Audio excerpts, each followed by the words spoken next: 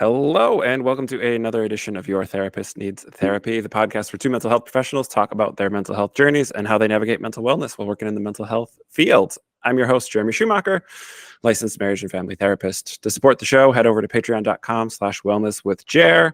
I'm a mental health professional, not a professional podcaster. So any support you can send, likes, shares, subscribes, all those like algorithm things that don't make any sense to me, those are great.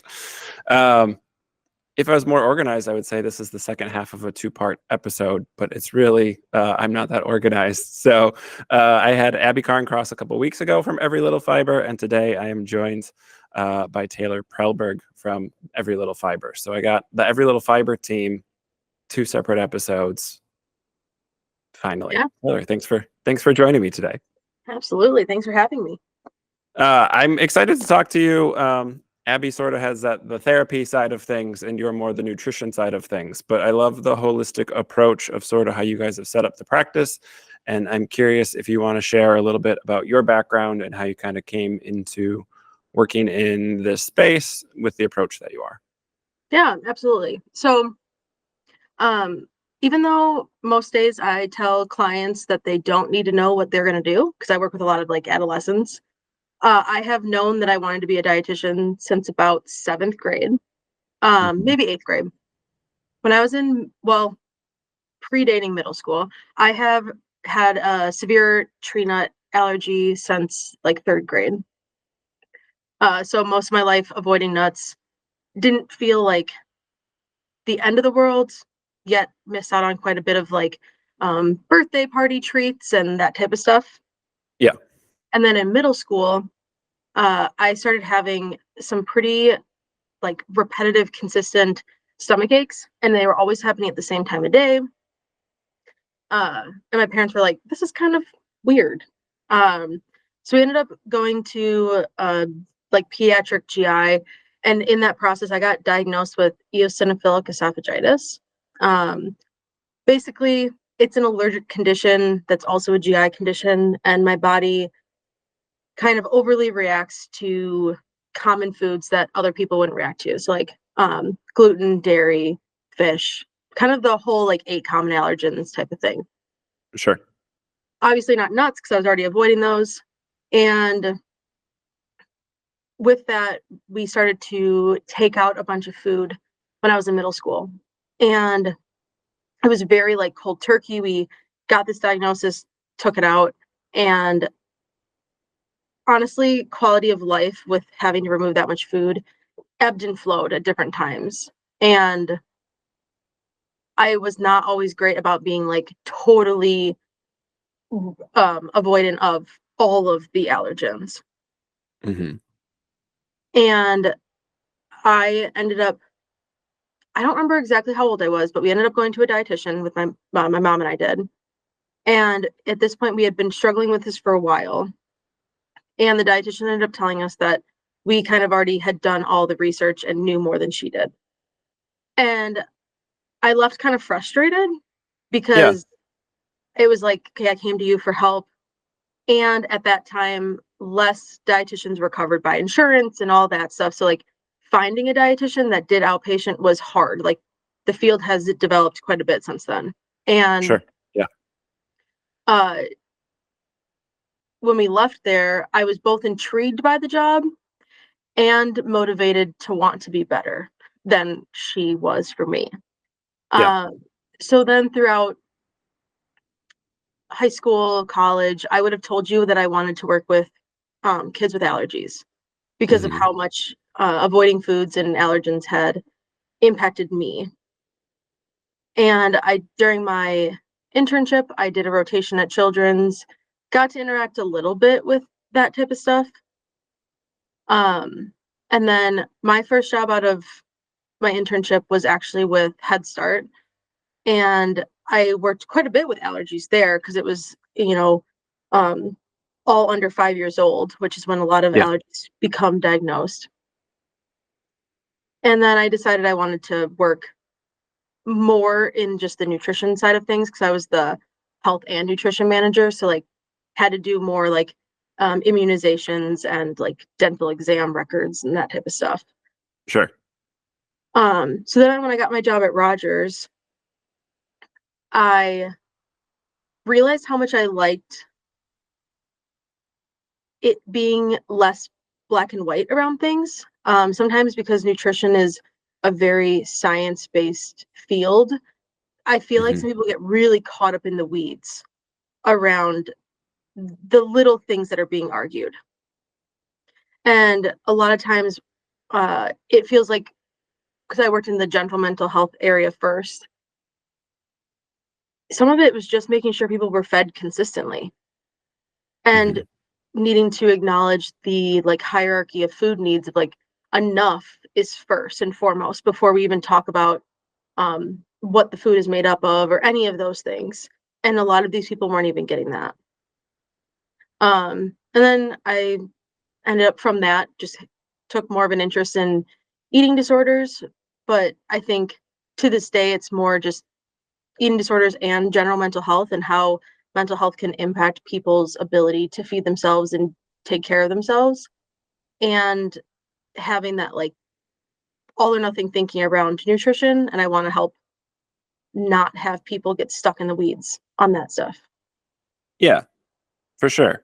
Um, what because this varies wildly in the therapy fields. Coming from like a nutrition background, what sort of like what are you being taught about like opening your own practice, or what are you being taught about like career paths? Is like opening your Mm. own practice a viable option? Are you given training and like education around that, or is it something that you just sort of like needed to figure out on your own? Um, I would say most of the time it's not a super emphasized career path. It Hmm. is talked about. Um, and in like undergrad, we were required to take a marketing class. I think that may have been the only business related class we had to take. And then in my internship, our director did make sure she tried to have someone in the area that had a private practice come and talk with us Yeah. a little bit. And then she also had the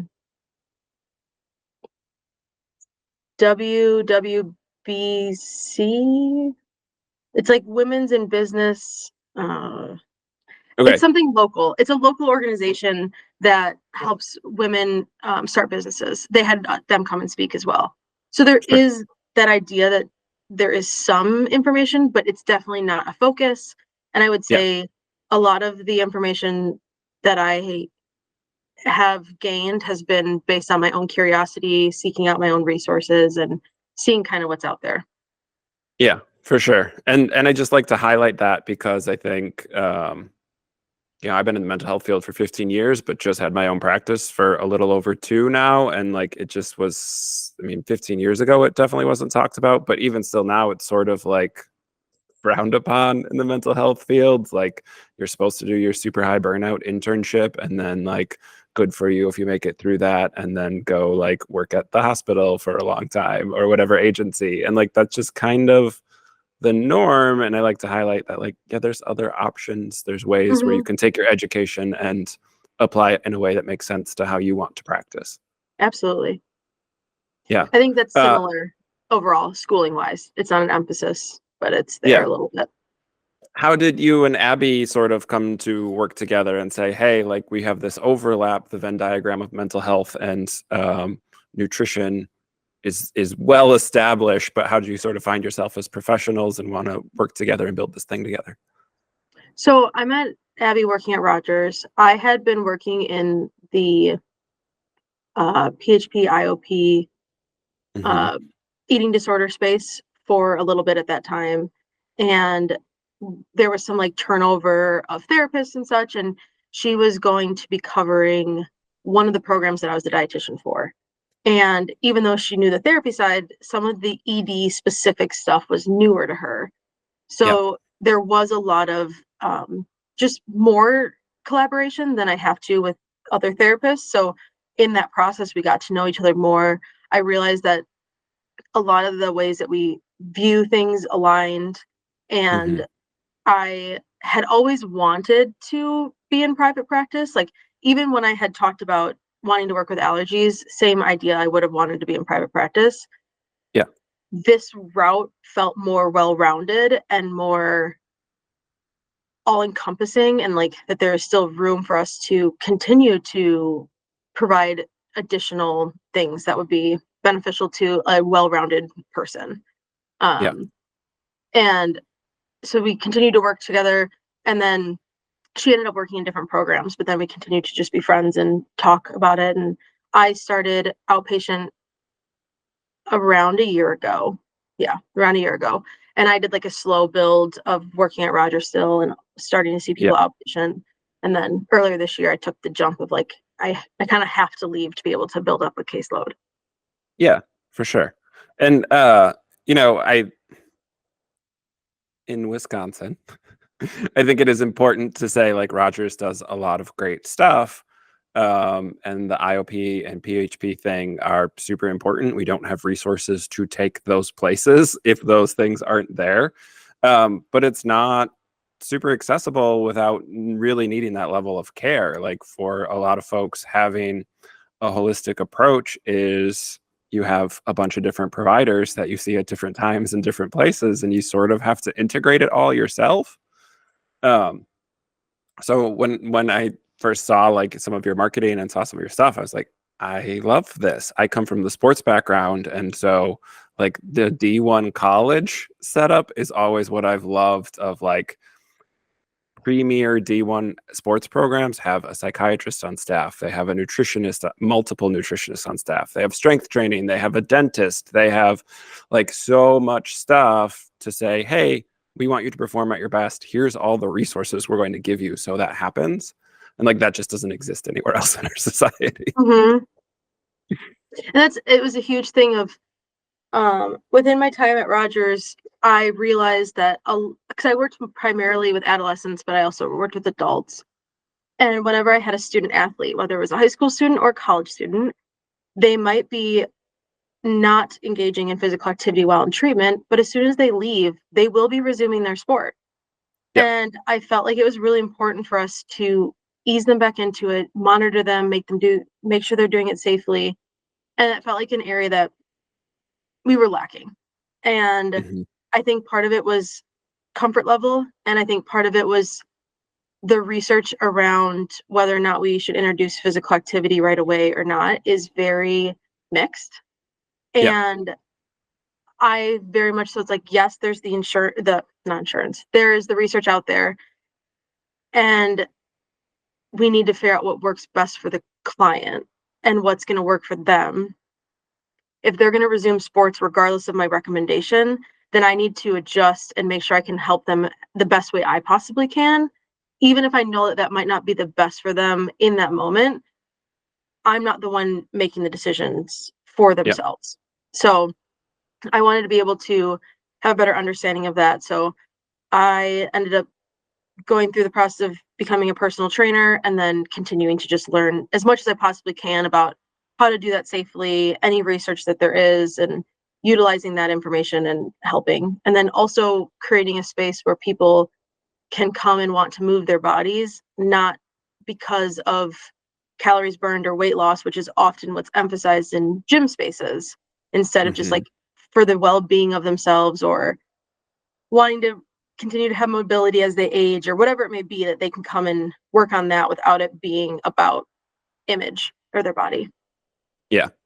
Yeah. I've coached women's volleyball for very many years, and it's a weird sport where I don't want to say it attracts eating disorders, but like there's a high prevalence of them. Your whole uniform is basically a tight Yep. spandex uniform, and so there's just a lot of body image stuff that comes with it. And for athletes, and we don't need to go too far down this topic, but you seem well informed, so I want to just pick your brain about it a little bit.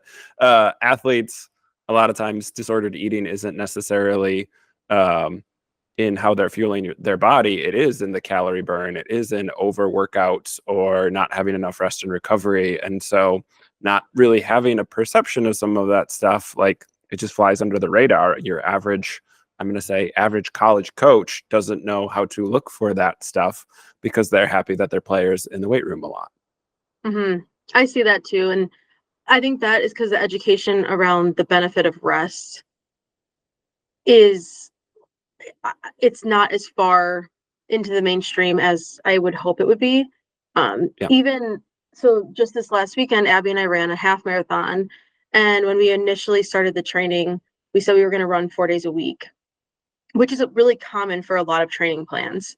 And partway through, I noticed on weeks that I missed one of the shorter runs, the long run went better every time. And I was Yeah. like, I'm thinking 4 times a week might just be too taxing on my body. And maybe we should drop it to 3 and see what happens. And it was like a night and day difference in my ability to recover. And Hmm. do I know exactly what was triggering the lack of recovery? Probably that I was also expanding a business at the same time. But uh, it was something that I needed to recognize in myself, even though I was breaking the training plan. Yeah. Yeah. Well, and I love sports, a lot of love to athletes and athletic trainers and all that stuff. But like a lot of that science is way too general and not specific. Like we don't know why it works for some athletes or other athletes. We don't know what, and like without having a dietitian or a nutritionist or a sports performance coach who can go through it personally with you, you are just kind of rolling the dice on like this running authority said to do it this way. And so that's Hmm. what I'm going to do. Like it isn't, there aren't hard and fast rules on this stuff. Yeah. And I think unfortunately most of people want to like have an answer. So the answer of it depends doesn't always sit well with people. And that is often the smarter answer in a lot of situations.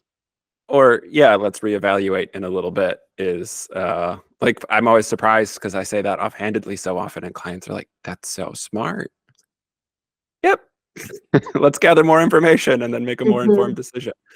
In your line of work, how often are you sort of starting from scratch, for lack of a better term, with healthy nutrition? Like I just think of, I'm a kid, I grew up in the 90s, right? So we still had like the old food pyramid, which is pretty roundly rejected now, is my understanding. But like that was what we learned about nutrition. And like, unless you pursued it academically yourself, you didn't get anything else on that.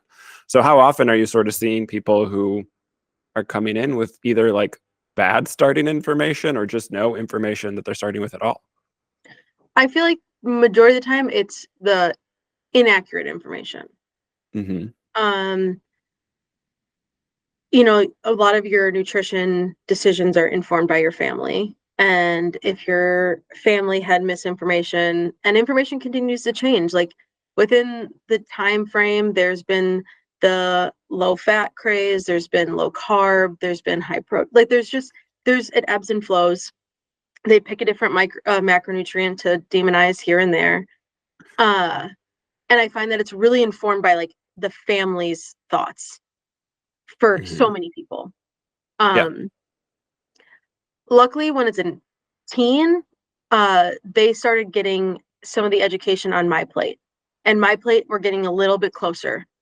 It's not perfect because it's like kind of still too general, but it definitely depicts balance a little bit better than most other ways that we've showed nutrition thus far. Yeah. And so they at least have something to kind of be like, I don't know if I totally believe that. When I'm working with like adults, like grown adults that did not um maybe get my plate or was at the very beginning of when my plate got rolled around. I find that we're having to like definitely reevaluate and be like, but why did we think that? Like, where did you hear that? Why are you holding on to that belief so strongly Yeah. years down the road? And one of the things I like to talk about when especially like fad diet type stuff, I find that a lot of these start from like a kernel of truth and then they get expanded and blown up way bigger than they should have ever been. I will try to point out where it started Mm-hmm. so that they know where like the truth or what the research supports is and then where it kind of got too big. That way Yeah. we can think about when we're evaluating any resource later on in life because things will continue to change. How can we bring it back to that kernel of truth and determine where it got too big? Yeah. And do you feel that I'm just putting you on the spot to speak for your Yeah. whole profession here. Um, do you feel that uh, comes from like people's research illiteracy, or is it something, I don't want to say more nefarious? The more extreme example is like knowing how much the dairy lobby spent to get dairy as a key component of the food pyramid back in the day. Like, is it there's reasons for these fads? Is it commercialism, or is it just sort of like, oh, the Today Show said blueberries cure cancer because they're superfoods, and now I grew up having blueberries every day?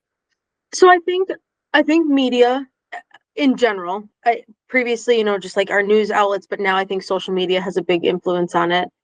Um, the other big part of it is nutrition research in general is very hard to conduct well. Hmm. Um, for us to really be able to know how one individual thing works in someone's body, we would have to limit so many variables. So it is Sure. really hard to have really high quality nutrition research. That's why instead of each individual research study being the highest quality, it takes years for us to have enough data to be like, this is would be recognized as truthful. Um, Sure. yes, funding is also a problem, but I think that's kind of across the board in any research area. We find that there's funding stuff that comes up. Um, I think there's stuff that's always going to be changing, and right now we know of so many nutrients that exist, and I imagine within my time being in this profession, there's going to be more. Yeah. Um, so being so definitive on one thing or the other, I don't think that makes anyone in a good place long term because we never know what's going to come up next. Yeah. Yeah. That makes sense. Um, is is social media a sort of net gain on like the information that's available to people now, or is it, and maybe that's the wrong question. I mean, just what are, I guess, your thoughts, and sort of how do you work with people, especially teens or young adults, on social media and like consuming some of this information that might be sensationalized, or that kernel of truth that gets sort of blown out of proportion? Hmm. So I do think there's a benefit of social media because it has lowered the barrier to entry for us getting good information out there. If I Yeah. wanted to post, I can do that for free. Like it definitely lowers that barrier to entry, but it lowers the barrier to entry for everyone. Yeah. Um, so I do find that I spend time talking about social media. I've encouraged clients to send me the links to the TikTok video that's stuck in their head or the Hmm. Instagram reel, whatever it may be, so that I can see what are they seeing. Yeah. If someone were to open up my TikTok algorithm, I'm sure they'd be confused because I let myself go down rabbit holes so I can be prepared for what someone Yeah. might bring to the office. And I really try to point out building up their skills of recognizing when something could be truthful and when something might be blown out of proportion. And it's really like, who's giving you this information? Hmm. Is it a band-aid? Like, are they saying this is like a band-aid fix? Like it's gonna be not band-aid, it's a overnight fix. Like it's going to be the next big thing right away. Yeah. Um, and what is it in the food that they're saying is so amazing? So like recently, I had a friend reach out to me double checking the craze around sea moss and this coconut cult yogurt. Hmm. Um, and when I looked at first, I pulled up the sea moss because I was just like, okay, what is this? And I was like, oh, it's the next superfood. It's the next thing that people are going to make this big deal. It has a lot of antioxidants. It has good nutrients that we can get from various sources if we have a variety of fruits and vegetables in our daily intake. So like Yeah. it wasn't like anything where I'm like, oh, you have to have this to have a healthy diet. And then the coconut cult yogurt, the biggest takeaway I had was it had probiotics in it, which most yogurts do, but Most yogurt. Yeah. not all plant-based yogurts do. So maybe it's just a higher quality of plant-based yogurt, but Hmm. a plant-based yogurt is a very personal preference because the taste ranges so greatly. Yeah. Um, so I was like, if you want to try it, see if the taste tastes good. But it's not gonna like magically fix something like they're promising it is. Yeah. Um, and that's like giving that lens of like trying to zoom out. Where's the truth? Who's telling it to you? Where are their resources? Is it overly like hyped? And then the other thing is, are they making a profit on it? Right. So if somebody is telling somebody that like, oh, this supplement's bad, blah blah blah, buy my supplement. Yeah. Is their supplement really that great, or are they trying to make money? So I Yeah. try to look at those few things of like, these are the ways that we can make more informed decisions. Yeah. And there's really not a way to escape any of that, is there? I think of, just the way that marketing is done. I brought up volleyball earlier, but like working with dudes, like the alpha male industry, take your supplements before and after you work out, and like Liver King is all natural when he's obviously not. Like, all that stuff I think is, the influencers, but also you have your favorite athlete who's signed a contract, so they're gonna, be the spokesperson for this thing. And like it is hard to sort of always know there is a compensation factor here. Mm-hmm. And I mean, if we're thinking about athletes, this is getting really niche for a second, but if we're talking about high level professional athletes, there is a level of disorderedness to them for them to be performing at that level. And Yes.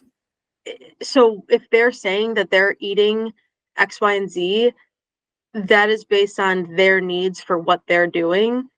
We shouldn't go copy the best quarterback's diet, because that's not what's going to make us better. So I Yeah. think there's some acceptance around that of like, for someone to be that high level, they're probably going to have some level of distortion in what they're eating or doing. That's not someone else's problem to deal with. Like, let them do their thing. Don't idolize them. They're doing what they need to do to support their body. Yeah. Yeah. I think about like offensive linemen who are some of the most phenomenal athletes on the planet. These are huge human beings who move very quickly and very agilely. But almost all of them cut a ton of weight as soon as their playing careers are done because, and this isn't about a number on a scale, but like they are carrying so much weight to Mm-hmm. perform at that level and be hard to move that is not functional in their retired lives of playing with their kids and grocery shopping. Like you don't Mm-hmm. need to be 360 pounds of a lot of muscle and have this crazy calorie intake when you're not burning all those calories and performing at Mm-hmm. that level.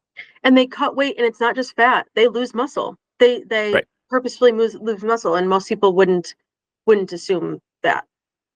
Yeah. Sports is weird because like a lot of it's disordered eating. Oh I yeah, mean, absolutely. just across the board and all these culturally quirks. Like I remember I was working in higher ed and the school I was at was going to add women's wrestling and everybody was worried about eating disorders. And I was like, yo, like all those eating disorders are on the men's wrestling team already. Like, what are we doing?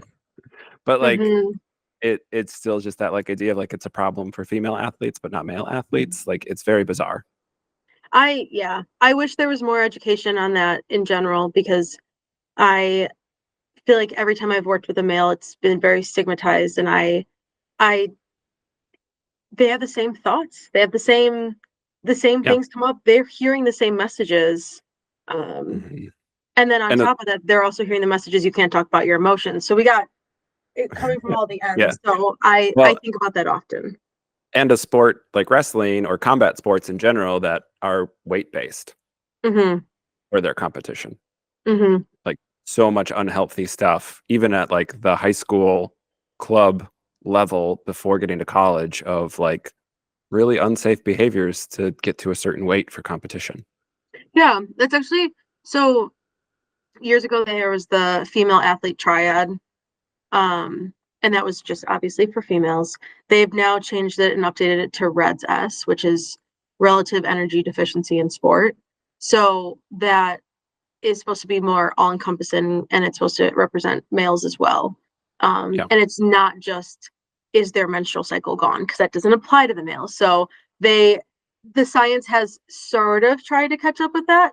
Um, I just don't think it's as well, like it's not been around long enough for people to be super well versed in it.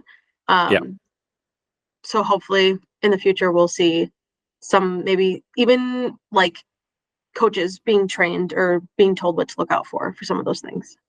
Yeah.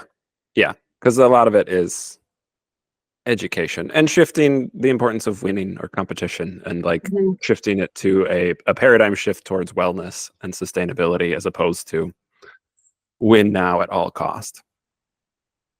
This was a weird rabbit hole, but I'm a sports person. So um, what on the nutrition side of things is going through your schooling and your training, what like do you learn about mental health just as sort of a baseline, that like brain gut connection and how much of this uh, the Venn diagram between physical and mental health, which is like a misnomer to separate those things. But like, what is your background and sort of training in that, or is this stuff that you accumulated and you were passionate about, so you wanted to learn more?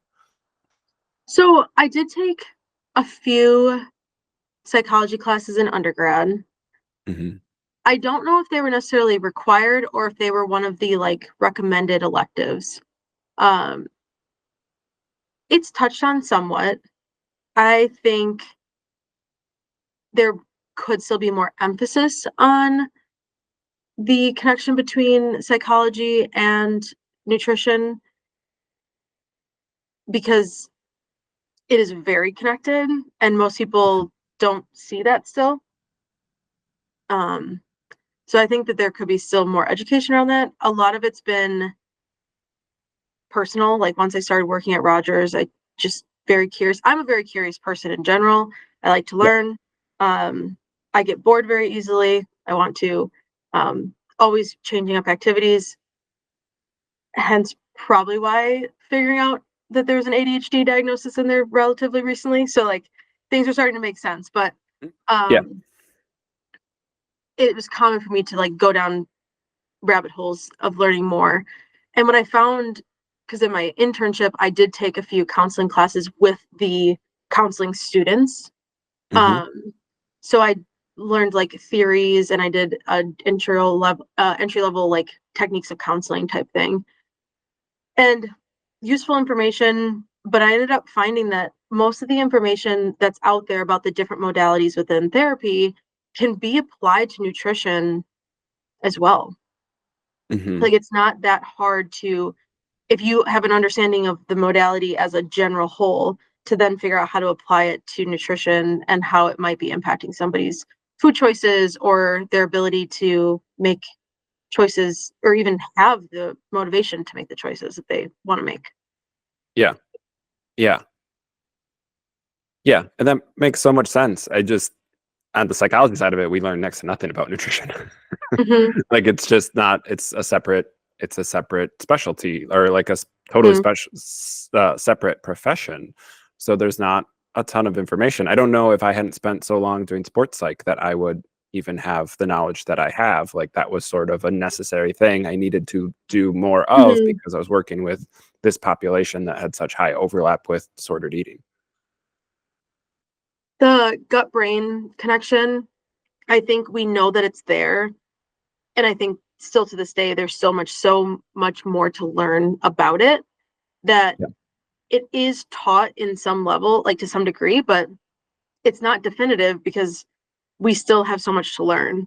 And Yeah. I think a lot of that, I, since I graduated undergrad, there's been more research that's come out within that time frame. So a lot of Mhm. it has been individual because the research is continuing to change. Like Yeah. so much around gut health is changing and is ever evolving and they're starting to get more specific about which strands of probiotics are more helpful for different things and like I think that's in a few years we'll see more information on that Yeah. um and it's like having to adapt and just make sure we're up to date on that current stuff. I A lot of the gut brain stuff, a lot of the fight or flight, rest and digest, that's a lot of stuff I emphasize when I'm working with people and that's been Mhm. more of like seeing how different modalities in therapy use some of that information and then how does it apply to Yeah. nutrition. Yeah. Well, and like we talk about trauma, fight, flight, freeze, or fawn, that central nervous system threat assessment, and like eating is a way to stimulate the vagus nerve, which gets us out of that and gets us to rest and digest. Um, and again, like that stuff in my world, that's come out in the last 10 years for psychologists, since 2015, 2016, maybe, in that last decade. And like, I don't remember anyone talking about the vagus nerve before then. Like, Hmm. so I think a lot of that is maybe popping up in other professions earlier, but like the integration into something like the therapy room is very slow, and not every therapist knows stuff like that. Like, I know that because I work with trauma a lot. Um, but also you brought up ADHD, and for me, that's always a fascinating topic because there's so much stuff around eating and dysregulation with ADHD that I spend a Hmm. lot of time talking about clients with that because I work with adults with ADHD. I have ADHD. And like, I didn't know what being full felt like. That's not a sensation I have. Like, part of my sensory issues are like, that's just, I thought everybody ate till their stomach hurt. Like, as a 30-year-old who had multiple graduate level degrees, like, I just thought that was normal. So there's always this, like, there's a lot of the weird sensory stuff, food sensitivities, sensory issues, interoception, picking up on your hunger cues or not. Are you hydrating appropriately or not? If you're in a hyperfixation, you're going to miss some of that. And so, like, all this stuff with ADHD, I spend a lot of time talking about like nutrition. And then we know we get dopamine from eating as well. So, like, Hmm. there's, yeah, it's like biology, brain gut health, but it's also like all these different systems where Hmm. separating mental health from physical health never made sense. Our brain is part of our body. All these systems work together. Yeah. Yeah. I have been finding I'm really enjoying working with people with ADHD because it is a um I have to be creative and I have to think of things through a different lens, and Mhm. everybody thinks the end result of long-term recovery from an eating disorder would be like intuitive eating. And there are a lot of principles within intuitive eating that are very powerful and helpful, but the whole hunger fullness cues can be difficult Yeah. because different levels of interoceptive awareness is whatnot and whatnot is like hard. Yeah. And sometimes you're able to help someone bring awareness to that and they can have this newfound skill. And then some people just it's just not really there. Like they're just not super connected to that. Yeah. Um so it has been interesting, and that's where like I there's a lot of elements from Rogers that taught me a lot and Mhm. gave me a really good base understanding of things. And then I continued to look at things on my own as well and continue to learn because of like um, a lot of the stuff is exposure based. There's interoceptive exposures. So many of those things could be used as a way to also bring interoceptive awareness to somebody. So like there's a Yeah. lot of information that's like, oh, this could be useful if it's slightly different. Um, Mhm. and it can be tweaked depending on what the person's needs are. So there's a lot of stuff like that that continues to be interesting to learn how it can adapt to like my clients and my individual people that I'm working with. Yeah. And a field that is way behind, but also some really cool, exciting research going on right now on things like neurodivergence and what that might do to different aspects of nutrition, um, which would be super helpful to have. Uh, Mhm. where Genuine question because I don't know the answer. Where does a lot of nutrition research happen? Like, psych studies happen almost exclusively on college campuses because that's who has the funding to do that. And so we know, sort of like, grain of salt or maybe an asterisk next to a lot of that research is we're studying kids who are able to go to college. Like, you're getting a small percentage of the population, not a great snapshot of the population in general, just simply by who has funding to do the research. Is that similar for nutrition, or is like the US government and like the Department of Agriculture, or like, are other groups study nutrition regularly, or does it have a similar vibe? I would say for some college campuses are very popular. Um, a lot often just because of graduate students like doing research and stuff there. Yeah. Um, hospital like teaching hospitals, they Hmm. often have more of the funding. Um, it, where the funding is at is like the very general answer of it.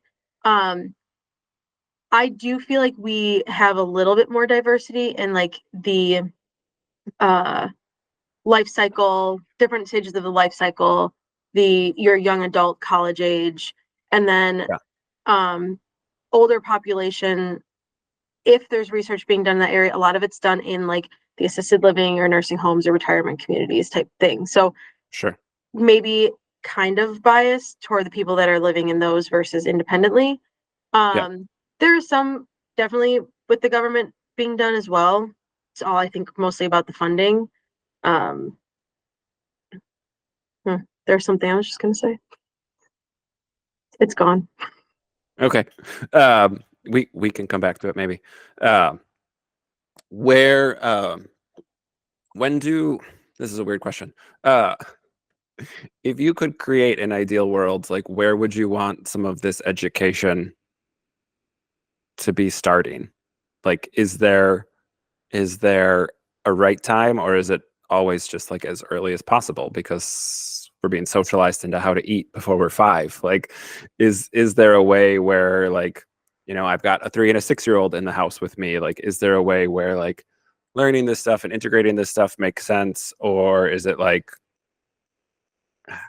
this is such a shitty question, or is it like there needs to be some disorder or there needs to be some level of like um impairment before like it makes sense to connect with a professional? I I don't think there needs to be necessarily disorder before you meet with a professional. I do think that a lot of people could benefit from nutrition information. And I honestly think as young as kids can start, like when we start to introduce foods, give some information about it. And that's going to be dependent on their developmental stages. If you start talking about digestion, your kid at, a year old is probably not going to understand, but you could break it down of even like the senses, like giving them a strawberry and asking them what it tastes like. What does it feel like using their senses and having them learn more about food than just them putting it in their mouth and swallowing it. Yeah. Um, a lot of people, if you ask them like what their favorite food is, and then ask them to describe the texture and the taste and the smell, most people can't. Hmm. Um, so slowing kids down, teaching them to like be observant and like see how the food tastes. And that helps them even develop a true understanding of if they like the food or don't like the food. Yeah. Um, and then eventually going on to like, this is helpful for your body because it fuels you. And then you could go more specific from there as they get older. Mhm. But all that information is helpful. And I really, across the board, wish people would stop labeling food good or bad. Um, Yeah. because every food has its place. Um, are there foods that maybe we don't need to consume as regularly? Yes. But we also need to be careful how we're labeling things because not everybody has the same access to food. And if we're Mhm. labeling these foods good and bad, but yet someone has limited access and they have to make it work with what they have, that person's going to have, we're going to build in having shame with around food to these kids that maybe don't have as much access. So I think we just need to be really careful about how we label things because it's a very lasting impact. Yeah. Yeah. So much like that paradigm of good and bad around nutrition doesn't make sense for body types, for weight ranges, for the foods we're consuming. Like that is an unhelpful false dichotomy that these are good or bad. Like there's a context to all of that stuff. Hmm. Yeah. Uh, being a small business owner and having your own practice and doing all this work, how do you sort of navigate taking care of yourself? You mentioned running already. What do you do to sort of recharge your batteries and make sure that you're, not burning out? Hmm. Running was the most recent thing. Gonna switch away from running. I am someone that more enjoys lifting. So I'm gonna, after now that the half is done, gonna switch to the end of the year, like a little bit more powerlifting style, just to push the strength and see how I feel there. Um, I think that's a fun way of just getting energy out and really seeing what my body can do. Yeah. Um, I crochet. And then I recently started just working on like embroidery because it's easy to pick up and leave off wherever. Sure. And I can like leave it on the side table and just pick it up whenever I feel like it. And Yeah. then I listen to a lot of podcasts and audiobooks. I feel like that's another way I just relax. On nutrition related topics or totally unrelated things? All of the Both. above. Yeah. Anything, all of things. And I'm a little bit not normal in that sense if I listen to them at 2 times speed. So most people don't listen to them with me because they don't like how fast I listen to them. Yeah. Our brains can absorb information at like 5 times speed, even if we're not cognitively aware of it. Our brains are pretty impressive. But I have sensory issues, so yeah, that sounds super irritating. Mine, it actually helps me if I listen to it at regular speed. It gives me too much time in between people talking to think and either try to finish their sentences or go down rabbit holes in my own brain. So by going really fast, I'm able to like actually focus on what's going on and not Sure. let my brain wander. Yeah, I hear that. I'm not a huge podcast person in spite of having my own. Pretty much just in the car after school drop off and pick up is the only time. Like I'm just a music person. If I'm working out or doing menial tasks, it's music, not podcasting. Thanks everyone for tuning in and listening to my podcast. I appreciate you all. 2 questions to sort of wrap up, because I think maybe they're different processes, but maybe I'm overthinking it. One, I'm curious how professionals can connect with you if they have cases they want to talk about or they have clients who they want to work with you. And then how can just sort of the average person who's maybe tuning in, who isn't a therapist, but wants to learn more or connect or clean some stuff up in their own nutritional habits, how do people sort of go through that process? What does it look like? I guess same email. So either way they can go to the website everylittlefiber.com. Either submit like a form on there or email info@everylittlefiber.com. I'm very open to collaborating with other professionals if they need help on a case or um even if they need help finding a dietitian that would fit best for this client because I know that I'm not going to always be the best fit for everybody. Yeah. I have different people that I would suggest or point them in the direction of. And then for anybody wanting to reach out, they can send me an email, see if we either take their insurance, see what they we also offer people can pay out of pocket. Mhm. Whether they're wanting to work on their relationship with food, just seeing overall how their nutritional intake is going, or any sort of like personal training type stuff, just reach out and we can see what we can do. And again, if I don't think we're going to be a good fit or you just aren't jiving with me, then we can always give you information for other people out there that Yeah. also might be able to give similar resources. Yeah, for sure. Very cool. And you guys are on social media? Yes, Instagram. I have yet to make the Facebook page, but you're Yeah. on Instagram at Every Little Fiber. Yes, and we will have both the website and the contact info and the social media links down in the show notes for folks who want to click over and check it out. Taylor, thanks so much for taking the time and chatting. Thanks. Yeah, thanks for having me. And I just absolutely love the way you've set things up, like very cool approach to things. I think that's awesome and a very needed thing. So great to have you in the area as a resource for folks.